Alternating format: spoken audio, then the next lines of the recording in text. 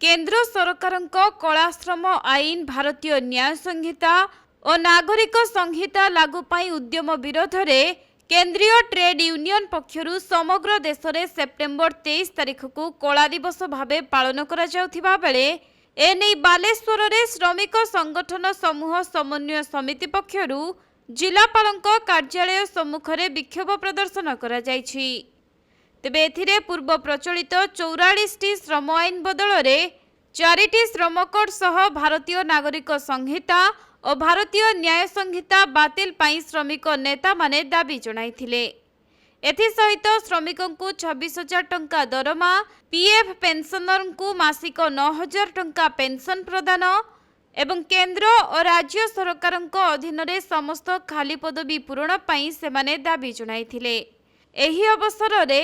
श्रमिक संगठनଙ୍କ पक्षरु राष्ट्रपति उद्देश्य रे एक दाबी पत्र जिलापालଙ୍କ जरिया रे प्रदान करा जायछि। आज सारा भारत वर्ष एक श्रमिक मानकर कला दिवस आर कारण कोविड समय 2020 मसीहार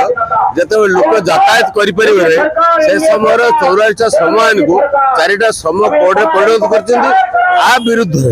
आंदोलन सहित एवं केंद्र में मोदी सरकार जिते क्षमता को आसाला जहाँ जहाँ प्रतिश्रुति देता से कथा तो कार्यकारी कला ना एबे मोहन सरकार ओडिशा आसी कहते जहाँ प्रतिश्रुति पार कर सुभद्रा योजना कहला वर्ष 2 वर्ष भितर 50,000 टंका देवाई एवं कहले प्रत्येक वर्ष 5,000 टंका देवाई यही विभिन्न श्रम विरोधी आईन एवं लोकों को भकुआ बनवाई जो आईन कर केंद्र मोदी सरकार राज्य में मोहन सरकार एमान विरोध में आज हूँ श्रम दिवस एवं न्याय संहिता उपरे पुलिस जो भाव में भरतपुर थाना देखिले जड़े